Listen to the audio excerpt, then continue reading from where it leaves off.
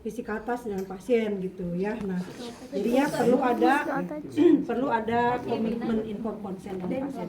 Nih ceritanya pasiennya di situ komitmennya mau nggak. Tadi dari metode inspeksi itu dengarkan instruksinya.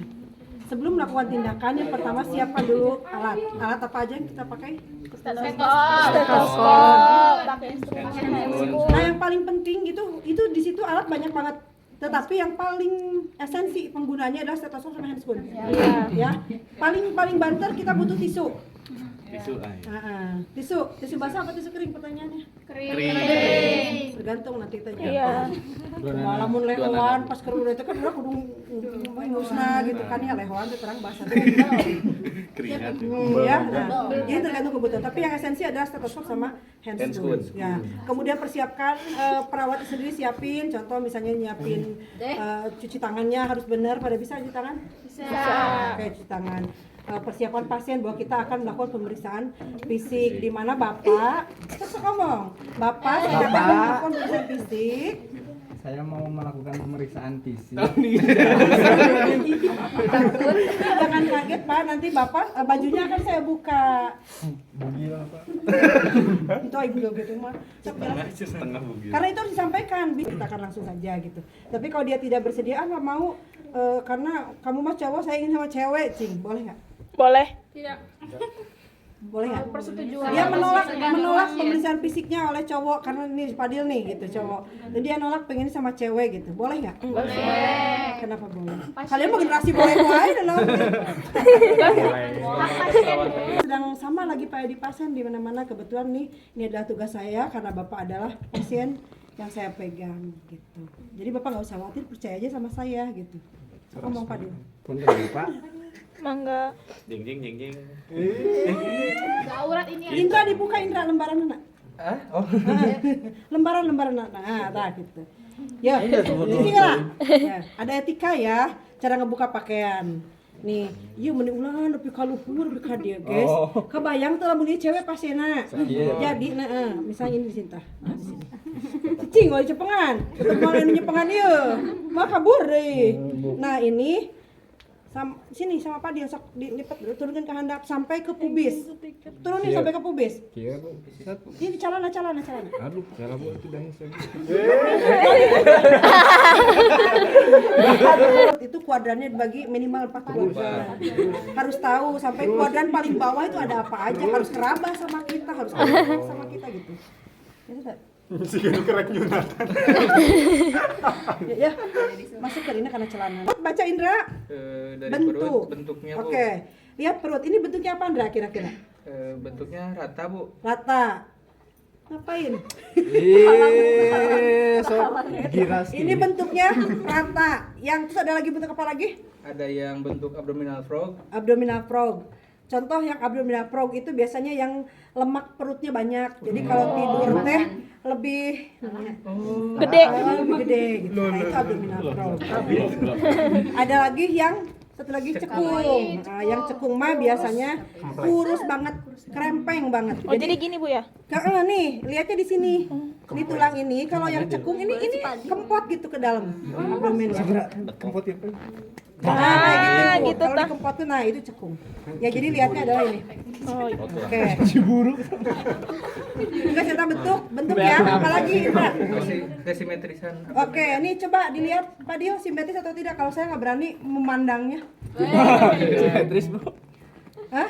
Tahu dari mana? Sejajar. Simetrisnya sejajar, terus? Kiri kanan Kiri kanan sama. Oke, itu simetris. Dia simetris nggak? Simetris. Kira-kira ada nggak perut pasien yang tidak simetris? ada Bu. Kumaha? Asites Bu. Kalau diginiin asites bisa simetris. Oh, yang kalau mirip. Tapi kalau sirosis hepatisnya tidak asites, bukan asitesnya tapi sirosisnya berbeda. Malah berbeda lah, mungkin ini kempleng, yang ini agak Gendut. karena itu ada pembengkakan di Hepati. Oke. Tapi kalau asitesnya, walaupun asitesnya sebagai salah satu gejala dari sirosis hepatis. Nah, kalau yang asitesnya nanti ini kelihatannya rata karena air itu dia akan gravitasi gitu. Jadi dia akan masuk ke semua ke bawah. Jadi akan rata tetap ya. Nah, yang menentukan nanti asites atau tidak kita miringin. Oh. Ingat nggak? Iya. Dimiringin. Sifat air kalau dia dimiringin di posisinya ke sana, nanti airnya akan ngagunduk di bawah. Jadi area sini kempleng, di sini yang banyak air. Nah, itu asites.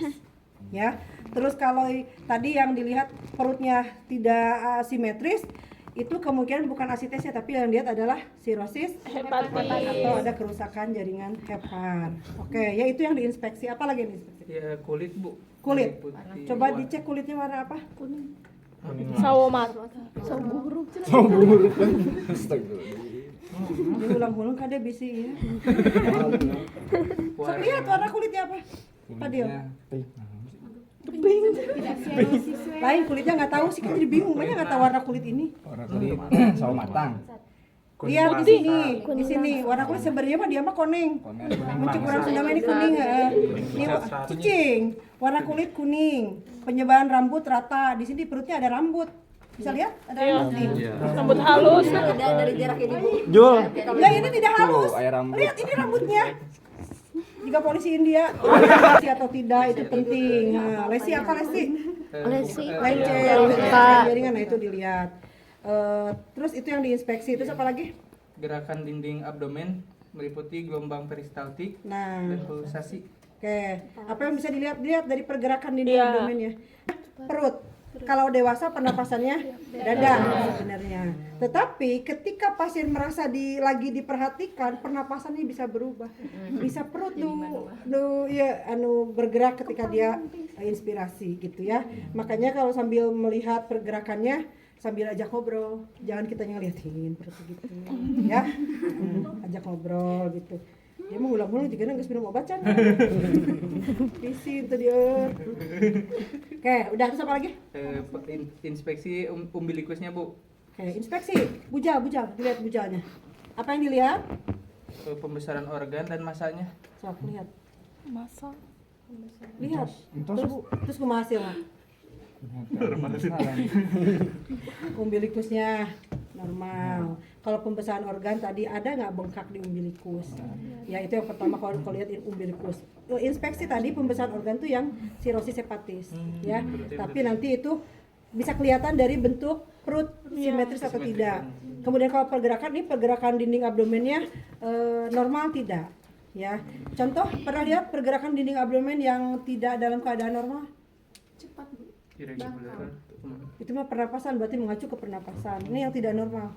Ada pergerakan di ibu hamil, pasti jadi nanti gerak-gerak kan ada pergerakan tuh di situ. Nah biasanya kalau pergerakan perut secara normal, karena dia pernapasan dewasa itu di dada, pernapasan dada, ini cenderung karena pernapasan gitu aja tuh, ini normal. Gitu. Tidak ada pergerakan lain, ya, tidak ada pergerakan lain.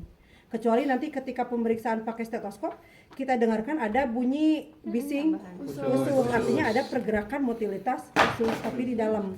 Pergerakan itu tidak bisa dilihat dari luar, ya.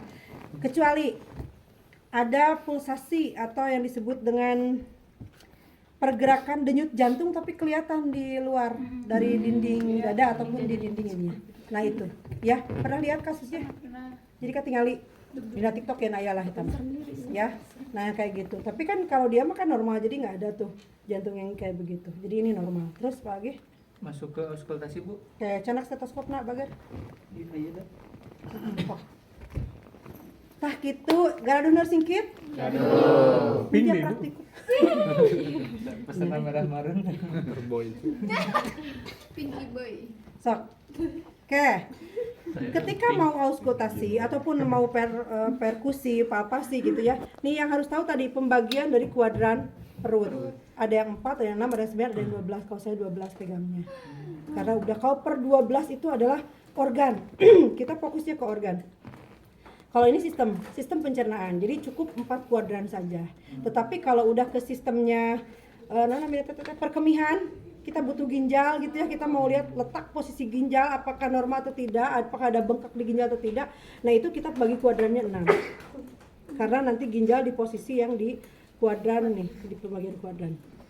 Ini diafragma, ini simfisis, ini garisnya abdomennya. Detik pisan perut kamu mah makanan setiknya. Detik perut nak. Nih bagi kuadran, ini 1. Jadi bikin garis imajiner sini sama ke sini. Ini kuadran 1, 2, 3, 4. Oke, imajiner. Ini karena pencernaan, jadi ini artinya seluruh area abdomen cukup aja 1, 2, 3, 4. Tapi kalau nanti butuh organ misalnya kayak pemeriksaan splenomegali atau pembesaran ginjal, kita bagi 6.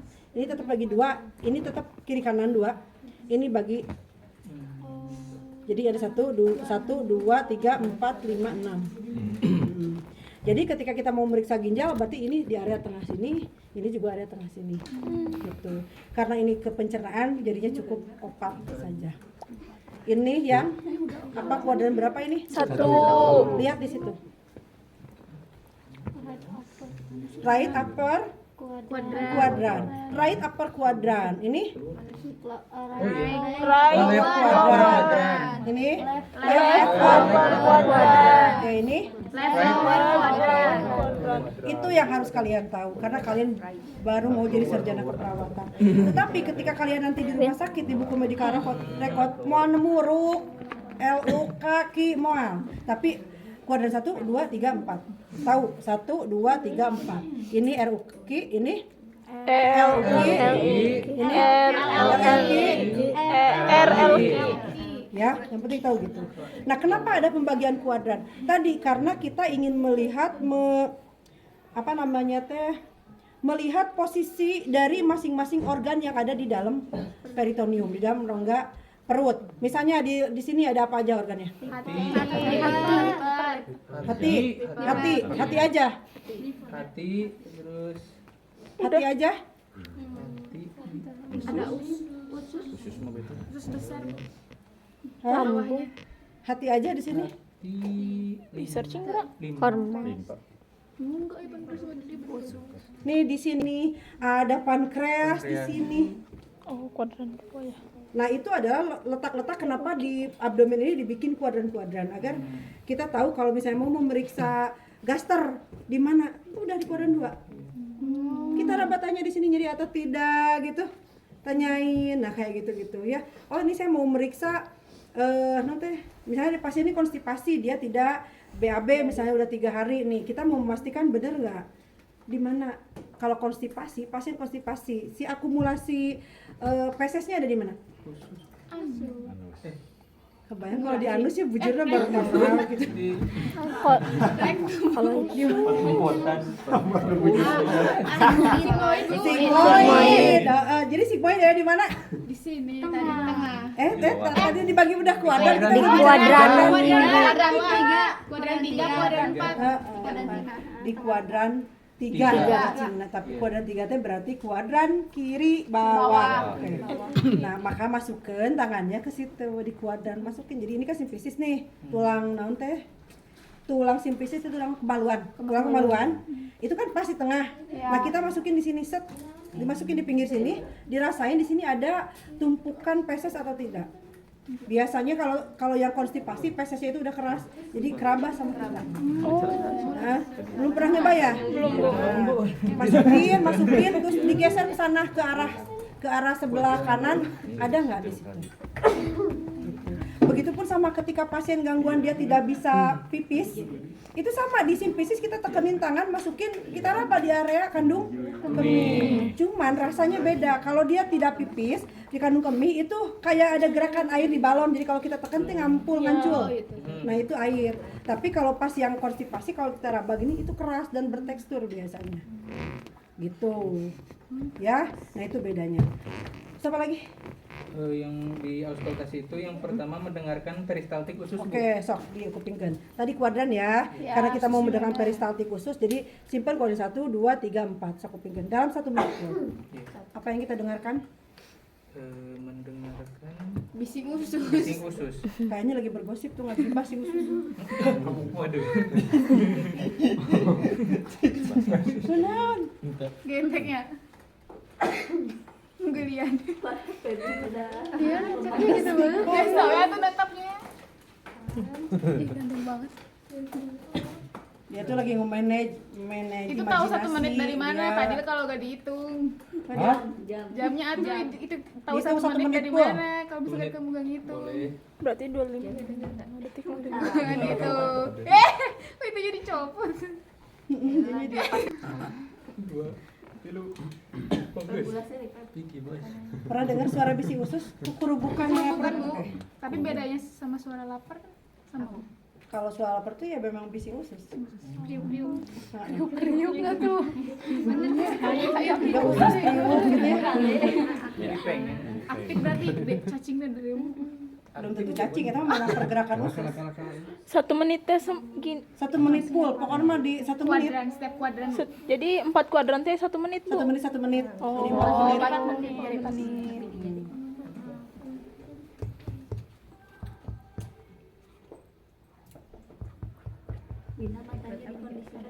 Peristaltik itu adalah gerakan usus. Di mana secara normal gerakan usus itu akan terjadi ketika ada bahan makanan yang masuk ke segmen usus, dia akan meret, trak, masuk ke segmen lain, dia peret lagi. Terus aja gitu meret-meret di semua segmen. Nah, peristaltik itu gerakan-gerakannya itu tadi. Nah, kenapa kedengar lebih kencang? Karena tadi nggak ada bahan makanan yang lebih sifat meredamkan suara. Malah yang ada udara, makanya keruak-keruak itu lebih kedengeran gitu.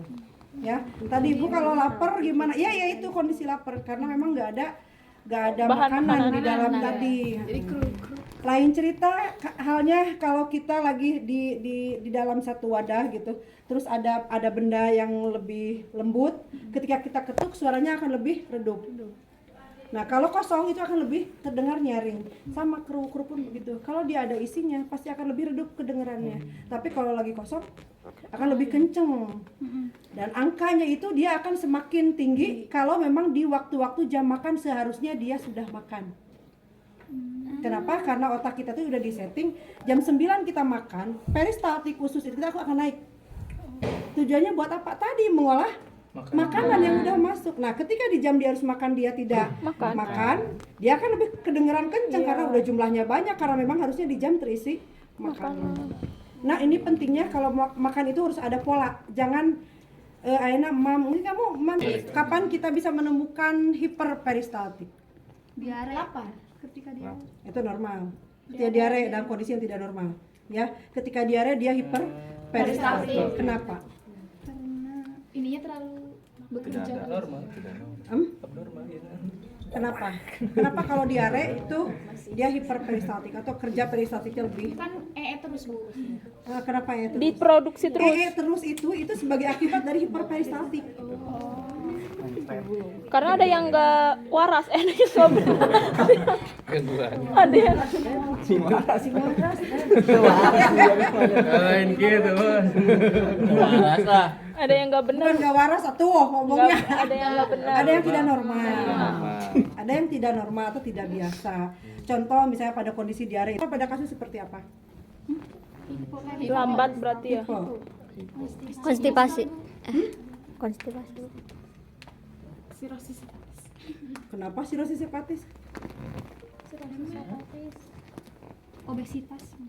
Obesitas, Perut buncit. perut buncit. Hamil berarti. Ya kan tertekan organnya. Maaf ya Batu. Nih kondisi-kondisi yang bisa menimbulkan hipoperistaltik atau peristaltiknya menjadi menurun. Biasanya karena memang penyakit atau suatu kondisi. Kondisi yang mana? Biasanya tadi kerja peristaltik itu dari kerja otot polos. Artinya di situ ada pengaruh sistem saraf yang mempersarafi otot polos tadi. Sistem apa yang bekerja di sistem pencernaan? Sistem apa? Saraf apa? Dah kalian mah belum sarapnya. Ada yang tadi belum sarap maksudnya. Dia ngerti saraf. Sawan ya. Ini mah yang di otak krania, yang olfaktorius. Nih, saraf apa coba? Saraf itu ada saraf simpatis, parasimpatis. Oh, saraf simpatis parasimpatis. Nah, saraf simpatis itu saraf. Pusat yang bergerak. Nah, sok non beda jeung Motor. parasimpatis. Simpatisme, parasimpatisme. Anu jangan melihat. Kalau di Anu saluran yang pencernaan bergerak. saraf mana? Simpatis, parasimpatis. Simpatis. Parasimpatis. Kalau jantung simpatis. Simpatis. Jantung sama pencernaan itu terbalik. Beda kerjanya. Jadi kalau jantung ini si naik misalnya heart rate-nya naik gitu, nangke si pencernaan dia melambat. Jadi kebalik karena memang sarafnya antagonis antara simpatis sama parasimpatis. Oke. Nah, di situ biasanya dan kondisi-kondisi yang memang kelainan sistem saraf. Kalian pernah dengar di kasus anak bawaan lahir dia memang tidak bisa BAB atau kalau BAB-nya itu dia tidak keluar di hari pertama atau hari kedua. Hah? Pernah tak? Enggak, saya mendengar telinganya. Pernah nggak? Enggak pernah sih, belum. Belum ke anak. Oh, kalian anak sehat ya? Belum ke anak. Invaginasi usus. Rasanya itu kayak Biasa, we. kalian pernah dengar istilah kolik Biasa, abdomen? we. Kolik ya. Pernah dengar kolik abdomen? Pernah. Nu kumaha? Enggak pernah. Belum. Kolik itu nyeri abdomen, nyeri banget gitu. Nah, nyeri kolik tadi itu ditimbulkan karena memang ada invaginasi usus. Jadi artinya si usus ini bersegmen-segmen. Satu usus tuh segmen, ada beberapa segmen. Nah, yang namanya invaginasi, segmen yang sini masuk ke sini kapila. Nah, kondisi nyeri itu ini. Nah, ini pun yang bisa menimbulkan penurunan peristaltik. Gitu.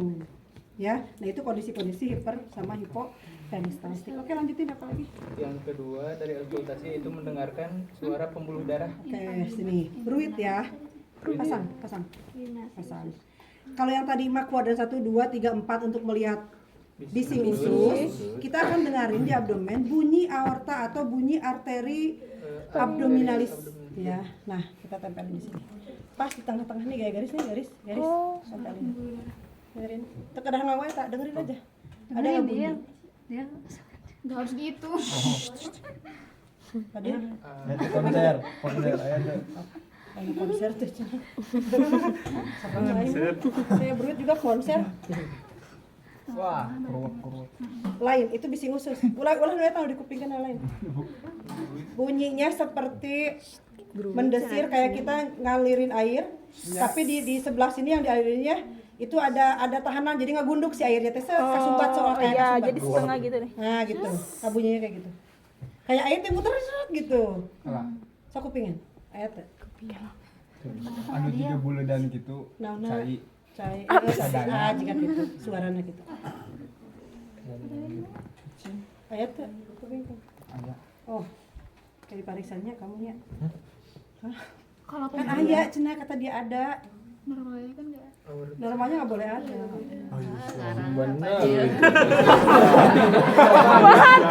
Dia pas pemeriksaan fisik kebetulan pas lagi praktikum didengerin anaknya biasa gitu kayak kita biasa aja gitu normal.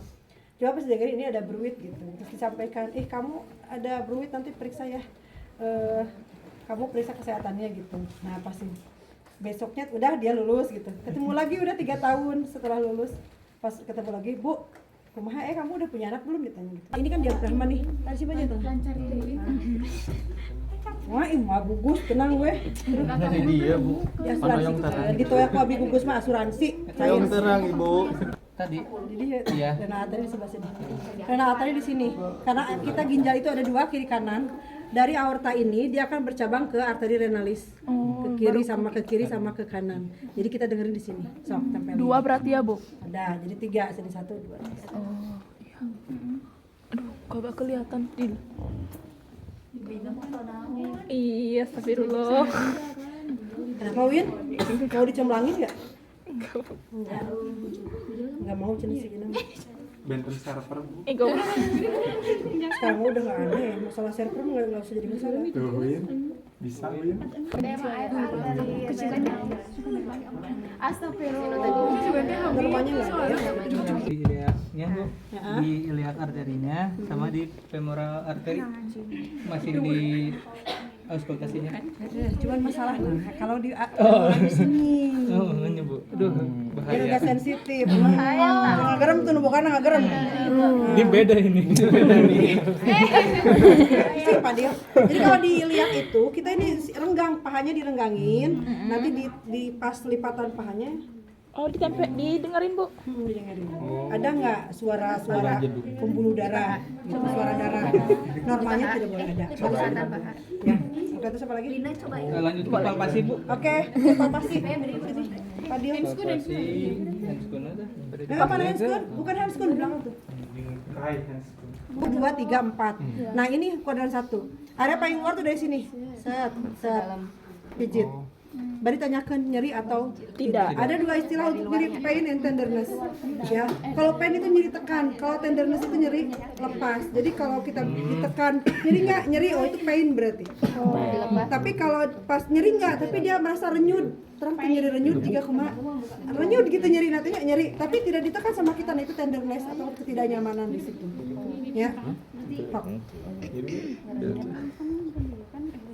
Tanyakan. Pep, jadi itu Pep. Bapak sakit atau tidak, Pak? Kabeh dia mau sing Pak, kalau yang sebelah sini sakit. Kalau sakit bilang Pak. mah ngabuna badan. Ya. Pak. Seri. Perawat. Dia mah konektor lain pasti. Sakitnya, Pak? Iya. Sakit nggak Pak? Aduh. Pak, sakit itu, Pak. Si Uno dia buka perawat jika jadi tuh. Sakitnya, Pak. Pak, mau jadi ngomong ke aing ya, Pak. Teu kabayang kan mun perawat ngobrolnya jika gitu. Oke, dulu. Semua kuadran periksa. Taruh nyeri atau tidak ketika ditekan sama ketika Lepas. Namanya apa tadi? Pain sama dan Pain Pain. and tenderness. Nah, pain dan tenderness. Sakit itu, Pak. Oke. Aduh, ya. kunon ya. Tegang dianya. Pain tenderness. Pain. Seri itu dah. Sakit itu. Dia mah mau dipakai ajang uji coba kita mimitikan. Aya tuh tukang teh kotak teh ka dia. Karunya ya kat geus pias kieu. Aduh makin pias. Aduh. Tir. Aduh. Bin, Boleh Bu. boleh Bu. Nah. Sombong. Nomor sih si Wina. Aman, Bu. Jadi hasilnya Normal. normal. Tidak ada nyeri di semua kuadran. Terus nanti Tadi kan Padil nyebutin ada yang tegang ya Bu. Nah, tadi jika dinding abdomennya tegang itu, minta si pasiennya itu untuk menekuk lutut gitu. posisi litotomi. Jadi kalau sama Padil dipegang ini kan di perut tuh ada musculus rectus abdominis ya. Biasanya kalau cewek-cewek itu lebih kelihatan di cewek. Kenapa ibu yang sudah pernah hamil dan melahirkan perutnya menjadi buncit atau menjadi gendut? Itu karena memang sudah terjadi peregangan di musculus rectus abdominis, sehingga yang regang tadi terisi lemak. Sehingga si perutnya itu dinding perut ketika mau palpasi. Dah, kenapa deh? Terus Yang selanjutnya palpasi bimanual Bu. kayak manual di mana? Dilakukan dengan dua tangan untuk memeriksa organ dalam. Letakkan tangan kiri Cok, masuk ke tangan kiri. Di pinggang. di pinggang kanan atau kiri pasien. Di pinggang saya, di pinggang guys. Yes. Satu kaki kiri. Satu. Jadi gigi. Kiri. Nah, hiji-hiji. Hiji heula. Satu. Padahal itu apa sih? Bukan udah keluar. Aduh. Nah, astagfirullah. Terus Udah begitu di sini. apa yang harus dilihat? Pembesaran hati. Palpasi. Nyeri tekanan. Jangan ditekan. Nah, baik lagi ada nyeri nyeri tekan tekan. atau ada massa padat atau tidak di daerah sini. Iya. Gitu, itu bimanual. Sama nanti kiri kanan juga seperti itu. Iya. Yang harus dilihat di palpasi ada massa atau tidak. Kalau ada massa bentuknya seperti apa, karena massa itu kalau padat itu bisa diraba, bisa kelihatan tepi-tepi dari massa tadi, ataupun misalnya bentuknya cair atau tidak, itu kan bisa. Kalau cair kan pas digini teh langsung ngancur. Nah, terus apa lagi? Pemeriksaan balot teman Bu. Balotmen. Balot teman. Hop. Baru temen. Memberikan tekanan yang mendadak pada dinding abdomen dan dengan cepat tangan ditarik kembali. So. Nya bisa. Yang perlu diperhatikan amati gerakan dan pantulan abdomen. So. Oh, Artinya ditekannya sedalam apa Bu? Soalnya mesti sedalam ini aja tadi gini. Sedalam ini. Dia mau balotmen. Biasanya kalau balotmen positif itu artinya ada cairan. Oh, Karena jadi ada agak air di balon, kemudian kita gini pasti tangan kita kan bisa ngancur Iya. balik lagi gitu. Nah itu balotmen. Kalau dia mah nggak ada, dia mah kurus segini mah. tahu ih, kamu mah. Nya bener teh. Cek abi mah kurus dah dia teh. Berapa sih berat badan Bebe? 5 genap. 5 Kurang genep. sedikit, kurang 12 kilo harus. Sedikit 12 kilo. Udah belum? Ada nggak balot men? Pasti ada teh cairan. Jadi kalau ada cairan pasti ada pantulan. Terus? Sudah sih Bu kalau di Palpasi. pemeriksaan Oke, palpasi mah terus apa lagi? ke perkusi. Perkusi. Iya. Ya. Ya, tentukan bagian anatomi yang akan dilakukan perkusi. Tempatkan telapak tangan kiri pada bagian yang akan diperkusi. Lakukan perkusi sesuai dengan urutan yang ada di gambar ini. Gini, sok Ibu eta mah. Ningali ya tanah. Iya, Bu punten. Berarti hiji pi kiri. Tos sami ieu kuadran. Nah, Misalnya dari sini dulu. Satu, ka dieu. Oh, sakuadran tilu-tilu. So, Kanan kiri sama tengahnya. tah gitu. Tah, dengerin. Cara ngeperkusi lain kieu. Yang atas. Lain. Ini tah. Oh iya, iya. Jadi lain kieu. Nih. Aduh, nyari. Nah, beda bunyinya. iya. Tuh. Iya. Nah, Tah gitu. Jadi ke ujung ini. Jadi ini, tangan kita itu kayak palu gitu. Nah, kita mengetuknya jangan di sendi, Tapi di tengah Bu. tapi di tulang-tulangnya. Karena kita akan lihat pantulan dari bunyi yang dikeluarkan dari dalam perut masuk balik ke kita gitu. Au. Sama nggak suaranya? Nah, pada pasien sirosis hepatis, apalagi sudah terjadi pembengkakan, udah nyebengkak terus sirosis, di sini itu akan lebih terdengar redup atau bahkan mungkin lebih Enggak ada suara ya. keras gitu. Kayak kita mengetuk meja yang permukaannya keras, luar slipper itu di sini tah di tulang ini tulang ini nih. Nah itu tuh yang pembatasan luarnya. Jadi kalau kita nyimpen di sini di tangan diginiin, nah ini harusnya normanya begini. Tapi kalau ini gini, ini tinggalan hiji, ini yang ngelelep dua di batas ini, berarti di sini ada pembengkakan liper satu jari. Gitu. Kalau udah ada pembengkakan tadi, kita ketuk area sini pasti berbeda, lebih redup karena di situ ada pembengkakan liper. Kalau ke area sini itu pasti lebih timpani karena semuanya berisi udara. Oke. Jantung nih di sini ada gaster nih. Nih kalau diperiksa di sini kira-kira warnanya apa? Suaranya apa? timpan. Di sini nih. Di kiri atas kuadran. Lebih timpani. Orang di sini lambung yang dominan. Sebagian besar terisi oleh lambung dan itu udara. Iya. Gitu. Paham ya? Oke. Semua kuadran di sini, kecuali kalau pasien udah makan pasti suaranya lebih redup. Karena di dalam salurannya itu mengandung atau ada makanan-makanan atau ada disebutnya bahan feses lah gitu istilahnya ya. Tetapi kalau memang belum makan itu semuanya terisi udara. Makanya suara di semua kuadran pasti timpani. Kecuali di area tadi ini ada pembengkakan pasti lebih dullness. Di sini pasti lebih timpani gitu. Nah kayak gitu ya. Oke, terus apa lagi Indra? Selanjutnya ke pemeriksaan tadi sudah ya Bu, perkusi. Oke, terus Ke pemeriksaan shifting dullness. udah tadi Oh, tadi ya. pemeriksaan apa? Apa lagi? Itu di pemeriksaan shifting dullness teh miringkan pasien ke kanan sana tuh Bu. Itu untuk pemeriksaan tadi cairan. Oh, cairan. Ya, cairan asites tadi. Pada pasien-pasien dengan sirosis hepatis yang memang sudah ada asites. Caranya kumaha coba cara baca. Miringkan pasien ke kanan. Perkusi abdomen bagian atas dan bawah. Atas terdengar timpani, bawah redup. Miringkan pasien pada sisi yang berlawanan. Akan terdengar yang semula redup akan berubah menjadi timpani. Oke, sok balikin dulu. Kadinya Ke kamu, Fadil. ke Fadil. Oke. Nah. Deket leutik awakna si Peggy. Mun abi boga budak boga gede kieu boga diwawalan mam sari terus diwakan abi. Abi dari gendut. Apa tidak? Nah, ini si pingdalus ya. Jadi, kalau pada pasien dengan sirosis hepatis ataupun dengan asites di perut, yang asites itu tidak selalu sirosis hepatis karena ada juga yang asites gara-gara gagal jantung. Ada gitu ya. Jadi tidak harus selalu oleh sirosis hepatis.